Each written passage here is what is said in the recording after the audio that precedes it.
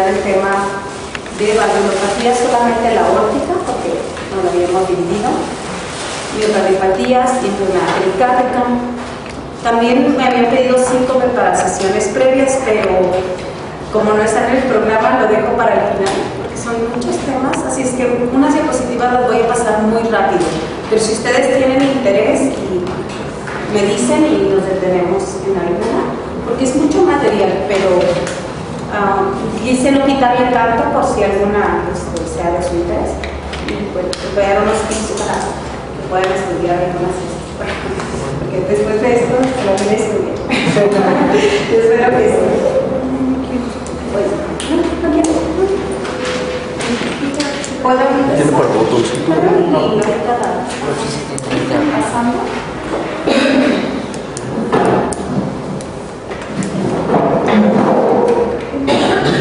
Pero no es la computadora. Es un cañón. Ah, es el cañón. Bueno, voy a empezar y ya que tengamos las imágenes para verlas más rápido. Respecto a la valvulopatía aórtica, tenemos 2 posibilidades, que es la estenosis y la insuficiencia aórtica, aunque por supuesto puede ser combinada, doble lesión aórtica. La válvula aórtica forma parte de la vía de salida del ventrículo izquierdo y su anatomía básicamente, para recordar un poquito, está compuesta de 3 valvas, entonces por eso la definimos como trivalva, y eso le permite una apertura en función adecuada, y la vía de salida va del ventrículo izquierdo hacia arriba. Entonces es parte de su función y anatomía. El área valvular aórtica normal es de 3 y 4 centímetros y se considera estenosis cuando baja de 1.5. Sin embargo, para fines clínicos se le da importancia a las áreas menores de 1 centímetro y vamos a ver más adelante si está relacionado con otras características. Sí, ya, aquí está.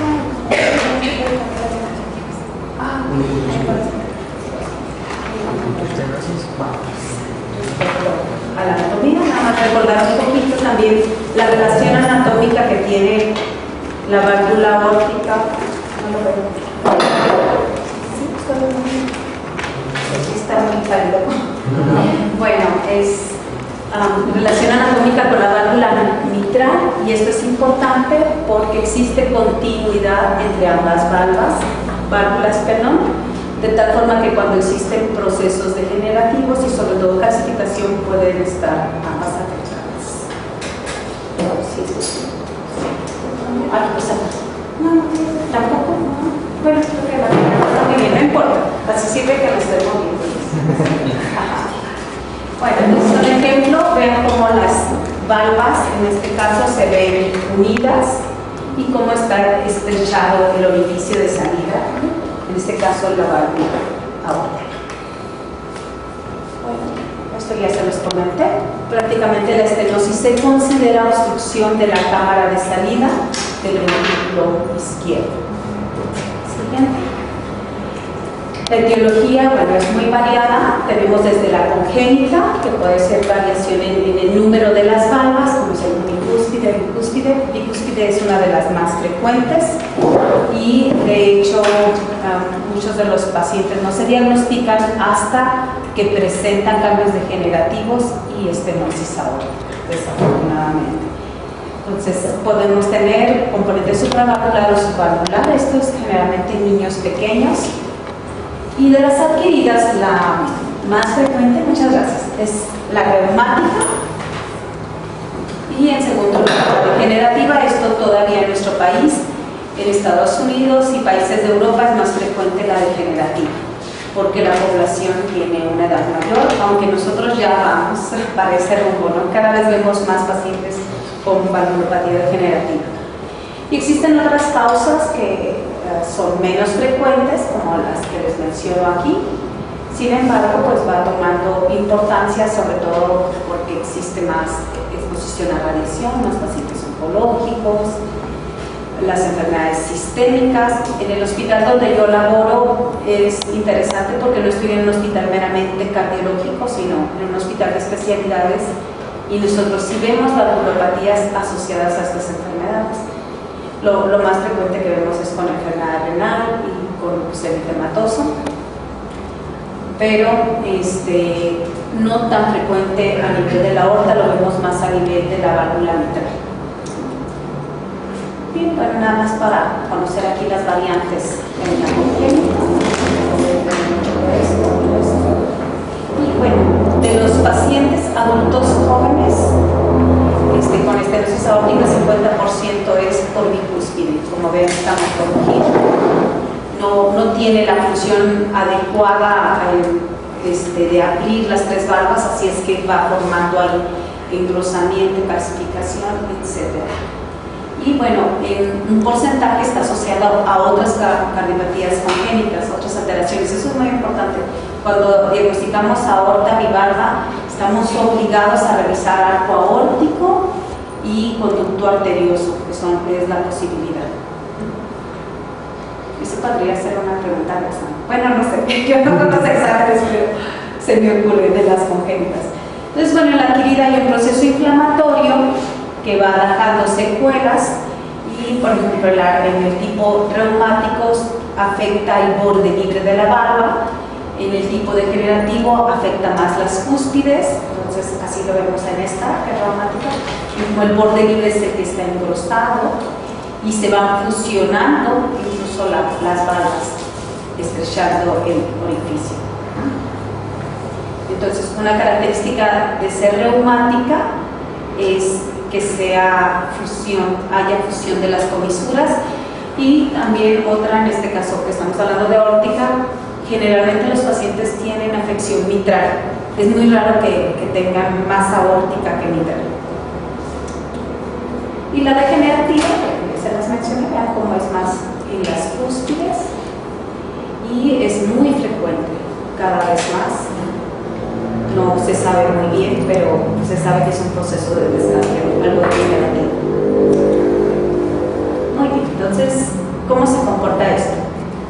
Existe obstrucción al flujo, entonces recuerden que esto, si hablamos del ciclo cardíaco, estamos hablando en el momento de la sístole, en el momento de la expulsión, y si tenemos obstrucción a la salida, tenemos una resistencia que va a favorecer que aumente la presión en la cavidad ventricular para poder expulsar la sangre, y esto favorece a un aumento en el miocardio, en la masa ventricular, lo que se denomina como hipertrofia, pero a la vez también tiene presiones altas en la diástole por el grosor de pared y por el manejo de las presiones, y esto nos lleva a una disfunción diastólica, o sea que también tiene alteraciones en la relajación, pero la función sistólica se mantiene bien a lo largo de mucho tiempo hasta que puede llegar un momento en que el ventrículo claudique. Hay varias causas para que el paciente con estenosis aórtica presente isquemia miocárdica. Por ahí van a ver unas tablitas donde una es que el periodo expulsivo se encuentra prolongado por la obstrucción, o sea, un periodo expulsivo largo. El otro, que la demanda de oxígeno es más alta por la masa miocárdica.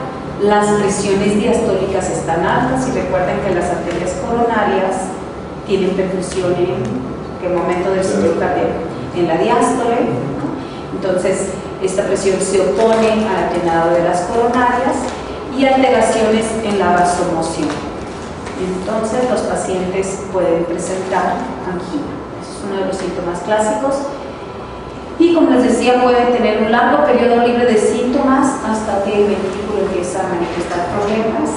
Desafortunadamente, cuando ya se presentan síntomas, nos habla de una alta mortalidad.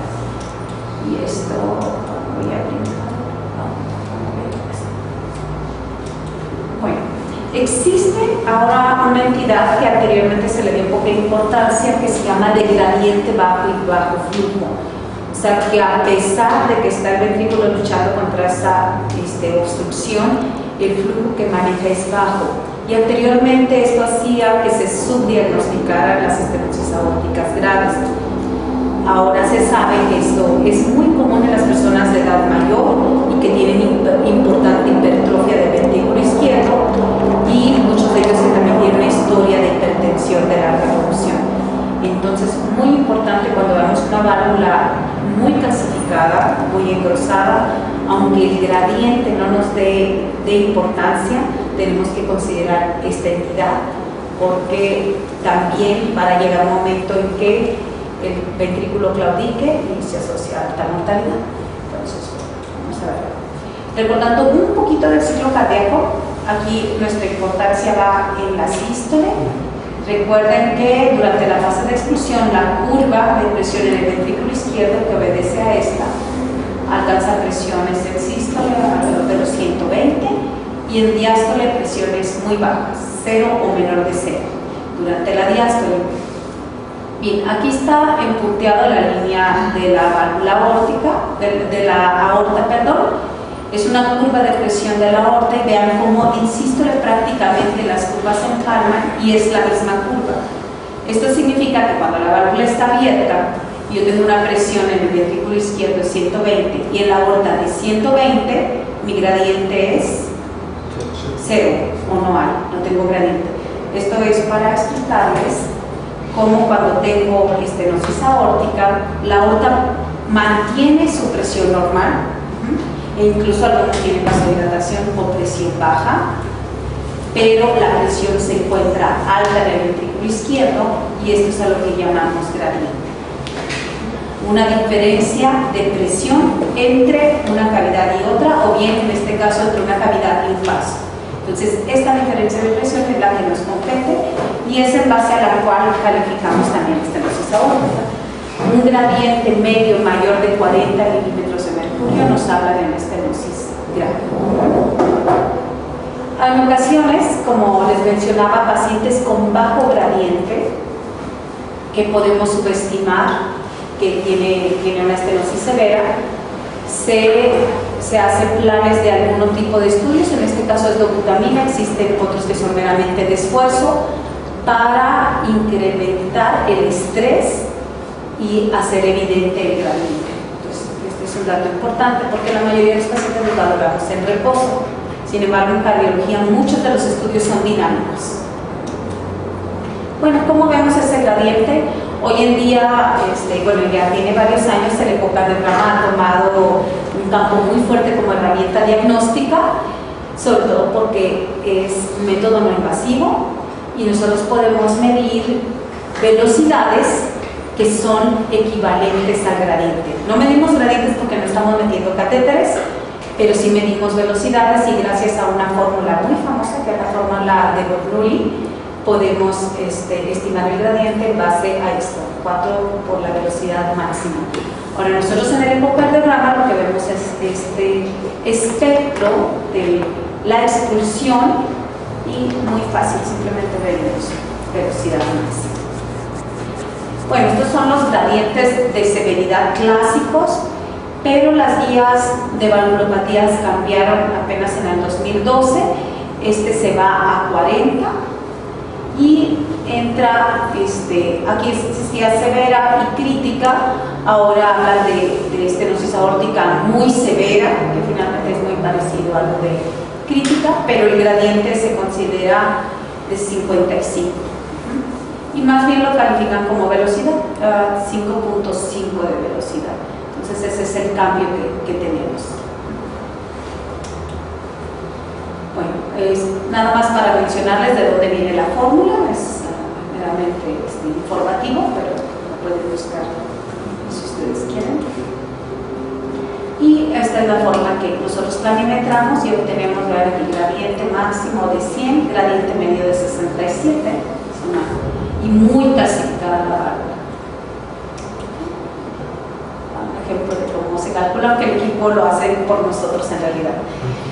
Cuadro clínico, pacientes pueden ser asintomáticos, aún con estenosis severa, pero los síntomas que presentan son en este porcentaje: angina de pecho o dolor torácico opresivo, pueden tener síncope y disnea que traduce insuficiencia cardíaca. Entonces, el pronóstico es malo cuando ya existen síntomas. Y expongo esta tabla que es muy famosa, viene en el libro de texto de Brandwald y es una de las grandes contribuciones del siglo pasado a la medicina. Es muy interesante porque basado en pura clínica, estableció esta estratificación pronóstica de los 3 síntomas que mencionamos, de síncope, angina y disnea. Disnea equivale aquí a falla, vean como el valor pronóstico es de 5, 3 y a 2 años, una vez que aparecen los síntomas. Y bueno, también les quiero comentar que apenas estuve en un congreso de ecocardiografía y me llamó la atención que hicieron una crítica a este tema, porque se está basado solo en 12 pacientes. Pero bueno, como el doctor Brandwald es una gran autoridad y está en el libro de texto, entonces es muy interesante cómo al correr del tiempo lo que era verdad, alguien se atreve a cuestionarlo, así es que bueno, es interesante, ¿no? Se los paso al costo y yo no sabía porque pues siempre uno revisa, esto ya está establecido y uno les cree, así es que bueno, ya más adelante se debe dar el lujo de dudar lo que leen. Y pues fíjense siempre en la bibliografía y sigue siendo vigente, por supuesto, pero hay algunos cuestionamientos porque no es un gran estudio, pero como tuvo una evidencia fuerte, a pesar de ser un estudio clínico, bueno, se ha mantenido esta clasificación. Entonces, bueno, la exploración física, tenemos un latido apical sostenido que va muy relacionado con ese periodo expulsivo largo, el pulso carotidio es débil o pulso en general. Y esto seguramente lo recuerdan de semiología, vagus status, ¿sí? Lento y de baja intensidad. Y el soplo sistólico, mesosistólico, que es crescendo, decrescendo, con una morfología romboidal, tiene irradiación a los vasos del cuello, al hueco supraesternal y también tiene irradiación al ápex. El segundo ruido suele ser único. Esto depende de la severidad. Cuando ya el segundo ruido es único y encontramos un S4, nos habla de una severa. Bueno, las técnicas diagnósticas, como saben, empezamos siempre con la historia, datos clínicos y los estudios menos invasivos. Primero, radiografía del tórax, electrocardiograma y ecocardiografía. Hasta aquí son no invasivos y dependiendo del caso se decidirá o no realizar cateterismo cardíaco. Entonces, en la radiografía de tórax veremos una forma redondeada de la punta, eso nos habla de un remodelado concéntrico de hipertrofia, aunque no necesariamente van a tener un incremento en el índice cardiotorácico. Pueden ver cambios en la morfología, podemos ver la clasificación valvular cuando es severa. En el electrocardiograma, datos de crecimiento ventricular izquierdo y es frecuente el bloqueo completo de la rama izquierda, incluso bloqueos auriculoventriculares, formación de primer grado por calcificación en esta área. Y bueno, el eco nos permite medir diámetros, grosores, gradientes, etc. Por ejemplo, tiene cardiomegalia. Recuerden que es muy común que tengamos combinado, no solo estenosis, sino podemos tener doble lesión aórtica o si son traumáticos, tener también mitralgia. Entonces, tenemos esos componentes. El electrocardiograma de voltaje alto, la R, que si bien si aquí medimos un Sokolov, pero si no son cumple facilísimo. Lewis también, la ST3. Y muy importante estos cambios en la repolarización del ventrículo izquierdo que nos hablan de sobrecarga sistólica y muchas veces se confunden con isquemia, que si bien estos pacientes tienen isquemia, algunos de ellos, pero los cambios están dados meramente por eso, por la sobrecarga. Así es que cuando tienen voltaje alto, las ondas T negativas, que es asimétrica, corresponde más a sobrecarga sistólica. Es un ejemplo de ecocardiograma. Y bueno, este es de las nuevas guías. Aquí incluye todas, pero les quería mencionar. Son criterios ecocardiográficos para considerar la grave, área menos de 1. Y si el área es indexada, o sea, 0.6 por metro cuadrado de superficie corporal, que hoy en día se exige eso. Gradiente medio ya se los había comentado, de 40, y bueno, un cociente de velocidad, 0.25. es que tanto incrementa la velocidad sistólica. En pacientes asintomáticos debemos dar profilaxis antibiótica siempre que van a tener algún evento, algún procedimiento, incluso, dental, que son de los que más tienen bacteremia. Hace poco leíamos en las guías de endocarditis que incluso el cepillado dental, durante el cepillado dental existe bacteremia. Entonces, nos sorprendió. Por eso los pacientes con valvulopatía o prótesis pues deben tener una revisión periódica de profilaxis antibiótica, aunque no tengan procedimientos, es muy importante. El tratamiento, tenemos desde tratamiento médico. La valvuloplastía se utiliza en niños, no me voy a meter mucho en niños, es un tema que no es realmente lo que manejo, pero que sepan que existe. La cirugía con debridación valvular, el reemplazo protésico, que es lo que en realidad se realiza más en adultos, y ahora ya entró precisamente las guías el TAVI, que no sé si han escuchado TAVR en inglés y TAVI en español, que es muy famoso, que es el implante de una prótesis biológica por medio de intervencionismo o percutáneo. Ya está aceptado también como manejo. Es un ejemplo de una prótesis mecánica con 2 valvas, 2 semidiscos, en su anillo. Pues estas son las indicaciones. Como ven, es muy largo y es muy laborioso. ¿Qué es importante aquí? No sé si estén un poquito familiarizados con las clases de indicación 1, 2, 3, ABC. Entonces, como ven, no existen 1A, desafortunadamente. ¿Por qué? Porque a pesar del tratamiento no hay un estándar de oro que le cambie verdaderamente la sobrevida al paciente.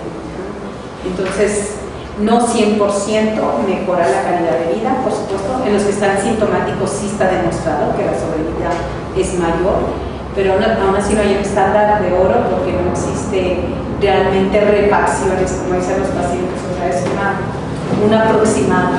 Pues severa con cualquier síntoma, clase 1B, y pacientes con estenosis aórtica que van a tener otro tipo de procedimiento, esto es muy importante, que tienen otro diagnóstico como enfermedad coronaria, enfermedad de aterosclerosis coronaria, o bien enfermedad de la aorta y que requieren el cambio valvular. Fíjense, pero se va bajando la clasificación cada vez más a 1C, y por aquí venía el de... Quería mostrarles el que tiene gradiente bajo. Aquí estenosis aórtica con gradiente bajo, o sea, menos de 40, pero con disfunción ventricular izquierda y reserva contráctil, o sea, muy parecido al esquema que les puse, que con un estudio de estrés aumenta el gradiente y aumenta la fracción de exclusión, pero vean la clasificación. Aunque hay un acuerdo general, el nivel de evidencia no es tan bueno para el tratamiento. Entonces, lo pueden revisar con más detalle si quieren ampliar la información. Entonces, un resumen en general, indicación de la grave, porque en la moderada hay muy pocas indicaciones para que un paciente con estenosis moderada entre, solamente que tenga una valvulopatía mitral muy severa o de otra válvula y que tienes que arreglarla de una vez, si no en 2 años va a requerir otra cirugía, o bien pacientes que tienen enfermedad coronaria significativa y que requieren cirugía de revascularización. Muy bien, entonces prácticamente son los que ya habíamos mencionado. Entonces, aquí viene un algoritmo, vamos a mencionarlo rápido, que ya quedamos en que es severa. Si tiene síntomas, no hay duda, se va a cirugía. Si el paciente está asintomático, hay que valorar si la fracción de exclusión de ventrículo izquierdo es normal o no. Para punto de corte se utiliza 50. Si la fracción de exclusión está deteriorada, aquí entran todavía unos parámetros en las nuevas guías para revalorar, que serían los estudios de estrés para tomar la decisión a cirugía. Si no tiene disfunción ventricular, hay que valorar qué tan calcificada está la válvula, ese es un score que también se utiliza, y qué tanto va incrementando la velocidad o el gradiente por año. Si el incremento es de 0.3 por año, que eso lo vemos fácilmente por ecocardiografía, está indicado ir a cirugía. Si no es así, hay que revalorar al paciente y valorar si lo sometemos nuevamente a estudios de estrés o no. En este caso, una prueba de esfuerzo anormal será en aquella que incremente el gradiente en más de 20%, el gradiente transvalvular aórtico, que es del que estamos hablando, o bien una hipotensión marcada también, un descenso brusco en la presión arterial sistémica, porque eso demuestra disfunción ventricular izquierda que la está desenmascarando. Lo normal ante el ejercicio es que la presión aumente, no más allá de 20 milímetros de mercurio, la presión arterial sistémica. Si al paciente aún no decidimos intervenirlo, lo debemos vigilar, más o menos cada 6 meses o cada año estar revalorando.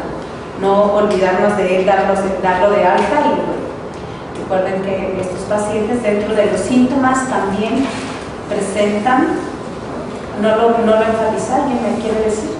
Está asociado a muerte súbita, estenosis aórtica, es de las patologías que se identifican.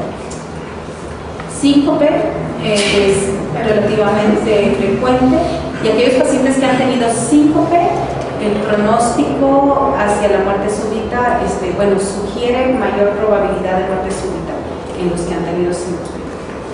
Bueno, entonces, muy bien, en los pacientes vean la diferencia entre los que se someten al procedimiento contra los que no. La mortalidad es muy alta, la sobrevida aquí es pobre en comparación a los que tienen reemplazo valvular. Pero también es una cirugía de alto riesgo, así es que, bueno, a veces no es tan fácil esta decisión. También se utilizan bioprótesis en personas de edad mayor que no queremos someterlos a tratamiento anticoagulante por el riesgo alto de sangrado, hay que evaluar muy bien el riesgo, o bien pacientes, por ejemplo, con alguna otra limitación como síndrome de Down, o incluso en niños, en algunos casos se llega a poner bioprótesis. Desafortunadamente niños, como van creciendo, son pacientes que se van a volver a someter a cirugía.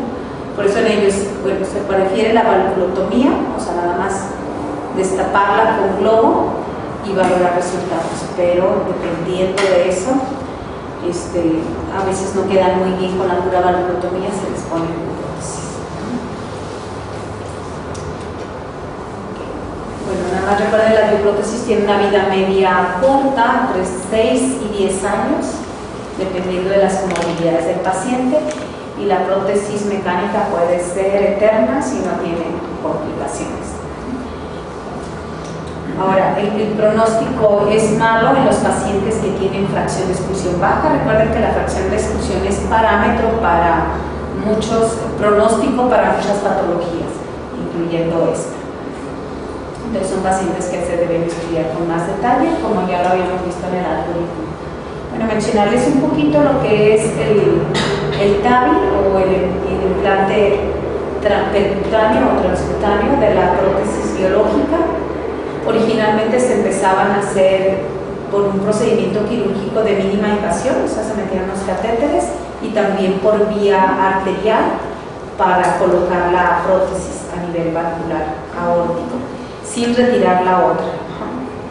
Ahora ya no se utiliza este procedimiento, es meramente por catéteres, así es que el paciente prácticamente no se somete a un riesgo tan alto. Sí se le se da una sedación, tienen vigilancia por el anestesiólogo y por el ecocardiografista, se hace con ecocardiograma invasivo, o sea, transesofágico.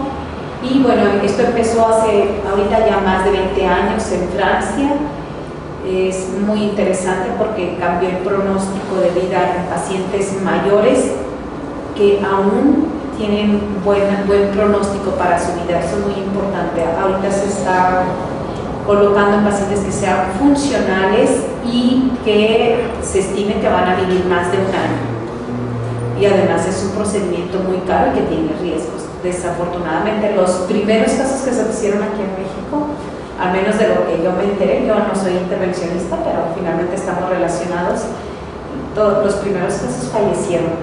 Entonces, todo tiene una curva de aprendizaje y tardaron mucho en empezar aquí, tal vez por cuestiones de recursos, pero ahorita es un buen momento, ahorita se está haciendo y se hace en diferentes instituciones. Y ISSSTE, el Instituto de Cardiología, el IMSS, etc. Entonces, bueno, muy prometedor. Y primero se infla el globo, primero se hace una valvulotomía con globo y posteriormente se coloca la válvula. Ahora hay varios tipos, cuando empezó había solo 2, pero ahora hay muchos proveedores. Sin embargo, el calcio y el proceso degenerativo que está ahí no lo retiramos, sino que se aplasta y desafortunadamente también tiene riesgos para tener eventos embolígenos, eventos cerebrales, microembolismos de todo este material. Bueno, prácticamente aquí terminaríamos la estenosis aórtica. Entonces yo les pediría que me dijeran unos 3 o 4 aspectos que ustedes busquen importantes del tema y que ustedes piensan que es lo que les podría preguntar, porque es algo que están encaminados. Criterios de cirugía, bueno, están muy largos. A lo mejor de criterio quirúrgico el área se pone menos de 1 y el gradiente medio, más de 40. Es gradiente medio, para enfatizar. Ese es uno. Y que ahora algo muy importante, que para pacientes bien indicados, sobre todo en pacientes mayores de 80 años, se puede utilizar el implante transcutáneo. Ese es un aspecto importante. Y los síntomas, yo creo que es muy importante, porque hay pacientes que pueden estar asintomáticos por un largo periodo, pero síncope, cuando vean a un paciente con síncope de causa no conocida, hay que descartar estenosis aórtica.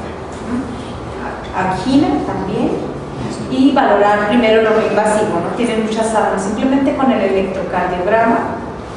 Un paciente que llegue con angina y vean un trazo como ese, sugiere fuertemente, y por supuesto las pulsaciones súperas espaciales. Bueno, muy bien. Respiren profundo, así como en los gimnasios, ¿no? Inhalen, saquen aire y vamos al siguiente tema, que es la insuficiencia aórtica. Muy bien, entonces aquí vamos a lo contrario, la incapacidad de la válvula para contener la columna de sangre. Recuerden que anatómicamente pues abre hacia arriba la válvula. Así es que cuando cierra, las valvas sigmoideas, son 3, que tienen una forma de seno, que son los senos de Valsalva, contienen la sangre y ahí en la diástole es cuando llenan las coronarias. Entonces, normalmente hay un flujo retrógrado fisiológico dentro de la aorta, pero cuando hay insuficiencia, este flujo se regresa al ventrículo izquierdo. Bueno, nada más un ejemplo para que vean cuando existe deterioro muy importante en las valvas, obviamente no pueden coaptar. Y la etiología varía de acuerdo a la cronicidad. La insuficiencia aórtica aguda es muy grave y da muy poco tiempo a resolver el problema y de alta mortalidad. ¿Por qué? Porque el ventrículo izquierdo no está acostumbrado a manejar una carga de volumen alta y debemos considerar en aquellos pacientes con endocarditis infecciosa. Nosotros vemos muchos de estos pacientes. Tienen que ir a cirugía cuando hay una endocarditis de la válvula aórtica, es muy grave. Y bueno, cuando tenemos disfunción de una prótesis que tiene, por ejemplo, hay un trombo y fuga, la disección de aorta, en la hipertensión arterial sistémica, aunque aquí generalmente nos da un poco más de tiempo, nos da tiempo a controlarla, y el trauma, ¿no? Los accidentes automovilísticos con volantes pueden causar esto.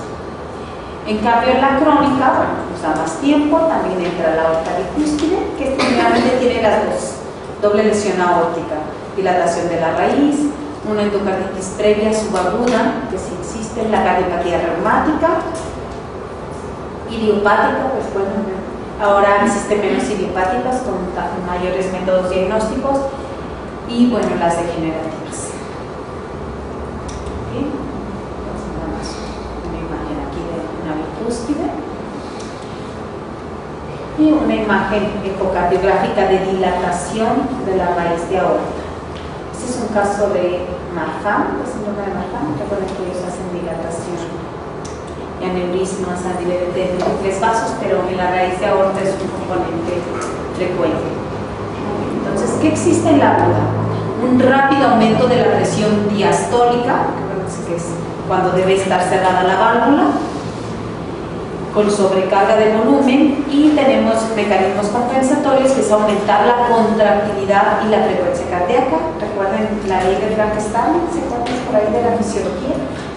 Sí, que a mayor volumen, mayor estiramiento de la fibra y mayor contractilidad, siendo capaz el miocardio de bombear todo lo que le llegue en condiciones fisiológicas. Pero bueno, les diré que incluso gente joven, si le ponemos 2 litros de solución, les da taquicardia e insuficiencia cardíaca. Así es que no, tiene un límite, ¿no? Entonces estos mecanismos fallan cuando es aguda y esas presiones se transmiten retrógradamente a la aurícula y a los capilares pulmonares, caen en edema pulmonar. Es muy grave. En cambio, en la crónica, esta misma sobrecarga de volumen va siendo tolerada lentamente, o sea, el corazón es muy aguantador, la verdad tiene una gran capacidad de adaptarse, tanto así que muchos pacientes llegan a la insuficiencia aórtica severa asintomática, por esa gran capacidad de adaptarse. Y sus mecanismos principales es aumentar el volumen de la cámara y la hipertrofia. Muy bien, la evolución depende de la severidad, por supuesto, y de si conserva o no la función ventricular normal del paciente. Entonces, los pacientes que tienen fracción normal, la progresión es lenta, es menos de 6% por año. Sin embargo, siempre es progresiva, es inevitable. Se deben vigilar a estos pacientes cuando los hemos diagnosticado. En cambio, aquellos que tienen la fracción de expulsión baja, ya les decía que es un factor pronóstico importante, aumenta hasta 25% por año. Y obviamente los sintomáticos, pacientes que van a tener prácticamente insuficiencia cardíaca, la mortalidad es muy alta. Bueno, de la exploración física y los datos clínicos vamos desde el paciente asintomático, podemos tener desde una insuficiencia leve. Cuando es leve, no es que no le demos importancia, pero la verdad no tiene traducción ni indicación para modificar el tratamiento. Pero es un hallazgo que debemos vigilar, eso sí. Y cuando es severa, bueno, pues tendremos pacientes con síntomas, con taquicardia y sobre todo una presión diferencial muy amplia, que es la que nos va a dar toda la sinología de la insuficiencia aórtica. ¿Qué significa esto? Pues, recuerdan, en la estenosis había un gradiente, en este caso hay una diferencial de presión amplia, o sea, en la sístole se expulsa con una presión alta, pero en la diástole cae la presión porque hay volumen que regresa al ventrículo izquierdo, y además generalmente son pacientes no hipertensos. También tienen una vasodilatación adecuada o incluso una vasodilatación refleja, es que tienen presión diastólica muy baja. Son pacientes que ustedes miren y tienen 160/50. Tienen un estado hiperdinámico, suelen tener segundo ruido único, y aquí el soplo es en diástole de alta frecuencia y se le denomina como escape aórtico. Suele ser un soplo muy suave, resulta mejor a nivel del esternón, transmite mejor. Y cuando este flujo, este volumen regurgitante roza hacia la válvula mitral, se le denomina un soplo de Austin Fleet, porque al rozar sobre la válvula mitral da la impresión de que tuviéramos ese diástole, se escucha un ruido en mitral y en qué pensaría, en un retumbo, se escucha como un retumbo suave. Entonces pueden pensar por la auscultación que tiene estenosis mitral, pero este es el denominado Austin Fleet, pero es más suave que el retumbo clásico. Bueno, la presión diastólica de la aorta se iguala a la del ventrículo izquierdo, está en diástole, y la presión diferencial amplia que ya mencionamos. Entonces, lo escuchan en diástole. Y si es generalmente más agudo, deben de alta frecuencia. Y es más difícil para el oído, lo escuchan a partir de la moderada, la leve es muy difícil, está en un oído muy entrenado. Y el pulso saltón pues realmente es el que nos va a dar la manifestación vascular a todos niveles, por esta expulsión alta, con presión sistólica alta, y luego un deceso, una disminución brusca de la presión arterial a nivel vascular. Entonces, dependiendo del sitio donde lo vean, va teniendo un nombre. Entonces, es muy florida, decimos nosotros, todos los sitios de la insuficiencia aórtica. Entonces tenemos Müller, cuando lo ven en la úvula, o sea, ven prácticamente latido, quinque en las uñas, Muset es en la cabeza, pistoletazo más a nivel femoral, y Corrigan es el nombre del pulso, pulso saltón o de Corrigan, así se denomina. En diferentes sitios tenemos que aplicar eso sinusal y hay que valorar la enfermedad subyacente, ¿sí? Entonces, esto lo buscamos en el electrocardiograma también. Y bueno, yo aquí, como estas eran clases un poquito más lentas, siempre trato de modificarlas, pero antes me daba más tiempo para que revisáramos el electro, pero ahorita nos tenemos que ir más rápido. Nada más, muy rápido, este es sobrecarga de volumen. Recuerda que el anterior era de presión, ahora sobrecarga de volumen, ¿cómo la ven en el electro? Rápidamente. Volumen. Pueden ver el voltaje alto de la R, pero sobre todo la de volumen ven onda T alta, y que también se podría mal diagnosticar como isquemia, que es subendocárdica, cuando es posible. Aquí solemos ver el vallado aórtico, el arco aórtico abierto, dilatado, y puede o no haber cardiomegalia dependiendo del grado. En etapas tardías, por supuesto, se dilata el ventrículo izquierdo, de hecho es la evolución natural. No te sirviendo lo de las presiones. Entendí que la presión diastólica es alta porque como va a haber el flujo de sangre al ventrículo, nunca va a disminuir la presión. Presión diastólica en el ventrículo izquierdo sí. Las presiones diastólicas o presiones de llenado ventricular izquierda es alta, por supuesto, pero la presión diastólica arterial sistémica es baja. Cuando tú mides la presión arterial, el paciente tiene 160 sobre 40, algo así. Disminuye el gasto por el reflujo. Disminuye, exactamente, disminuye la presión sobre los vasos. Pero tienes toda la razón, dentro de la cavidad, las presiones diastólicas están muy altas. Y esas, aunque nosotros no las podemos medir, hay un índice por ecocardiografía donde medimos velocidades y tenemos un índice para decir si están altas o normales. No podemos decir de cuánto. Y ya que lo mencionaste, ¿recuerdan cuántas son las presiones diastólicas del ventrículo izquierdo? ¿Recuerdan que les puse la curva del ciclo cardíaco? De sístole y diástole. ¿Qué presiones maneja el diástole del ventrículo izquierdo? Negativa al principio de la diástole, pero al final de la diástole, que son 10, máximo 12, que equivale a lo mismo que la presión de la aurícula izquierda y de las presiones capilares pulmonares. Prácticamente estamos hablando de la misma presión, por eso en los temas van a ver que se menciona mucho presión telediastólica. Es esa presión, o presión de llenado final, presión ventricular izquierda. También la vamos a ver ahorita en la cardiomiopatía, ya ahí la veremos más rápido. Bueno, entonces aquí en este trazo de ecocardiograma, en este espectro, vemos el volumen que regresa del ventrículo izquierdo a de la aorta al ventrículo izquierdo. Entonces ese lo medimos. Hay varias formas de medirlo.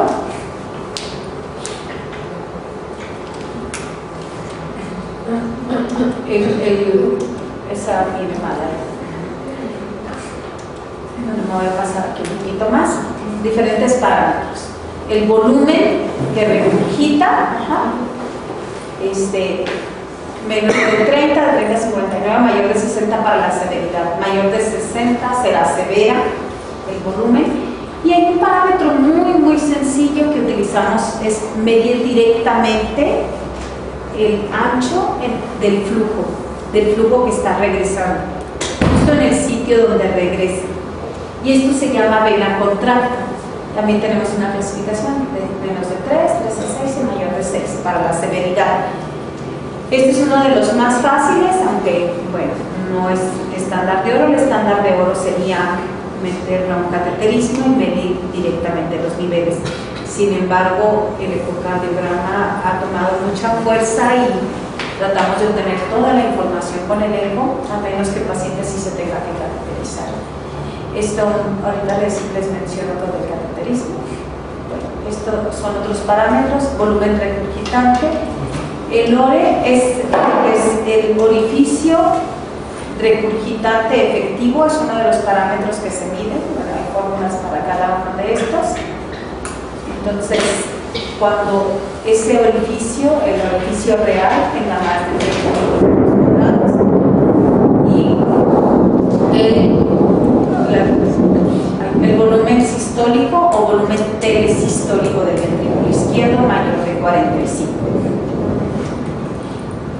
Entonces, bueno, esto en las nuevas guías se hizo énfasis de que se debe valorar muy bien la morfología valvular. Anteriormente pues hablábamos más del gradiente y del volumen, y ahora se enfatiza mucho al tipo de lesión que tenga la válvula, el chorro de color, la dirección que tiene, si es central o si es excéntrico, porque muchos de los chorros, lo voy a revisar aquí, ahí está.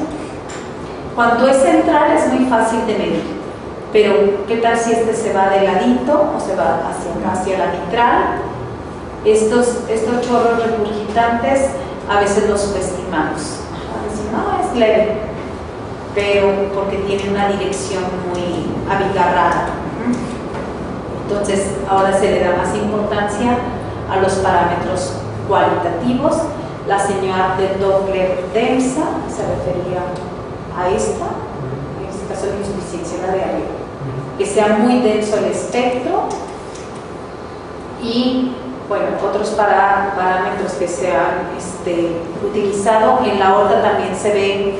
Si se ve que en la aorta hay un flujo de regreso, sugiere que se vea. Ese es uno de los parámetros que valoramos. Entonces es lo que se llama inversión holosistólica del flujo en la aorta descendente. Y bueno, la vena contracta ya se les había mencionado, sigue siendo uno de los más prácticos. Tiempo de mi presión es un parámetro que se mide justo en este espectro, es medir esto, aquí, pero es de los menos validados, así es que estos ya los mencionamos. Y el volumen, bueno, recuerden que es como la regla de los 30, de 30 en 30, menos de 30 leve, de 30 a 59 y mayor de 60 severo. Esto continúa siendo vigente en las nuevas guías.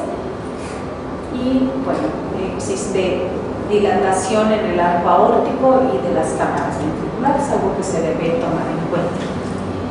En el cateterismo y coronariografía, bueno, obviamente podemos medir los volúmenes e irán a la coronariografía o cateterismo para revisar las coronarias aquellos pacientes mayores de 40 años. Esto más para el hombre, porque acuérdense, a partir de los 40 años aumenta el riesgo cardiovascular en el hombre. Y en mujeres posmenopáusicas, sí, también la mujer de los 40 a los 50, lo que todavía esté en edad fértil, tiene menos riesgo para cardiopatía coronaria, para enfermedad aterosclerosa. Pero desafortunadamente hay un dicho que dice: la mujer le da menos frecuente, pero cuando le da es severa, es muy agresiva. Y si es cierto, cuando una mujer tiene cardiopatía aterosclerosa, tiene terribles las arterias coronarias, tienen más de un vaso, hay muchas lesiones. Entonces es un aspecto interesante. Y parece ser que más bien está subestimado, porque pueden ser asintomáticas por mucho tiempo por la protección hormonal. Y por cierto, bueno, por el Día de la Mujer, este miércoles, no sé si tengan tiempo libre en la mañana, Hay un evento muy bonito que es de la enfermedad cardíaca en la mujer, va a ser ahí en el Centro Médico, en el auditorio, y es gratis. No, pero va a ser bonito porque este tema ahorita es bastante nuevo, ya se hicieron los nuevos como sociedades médicas de corazón y la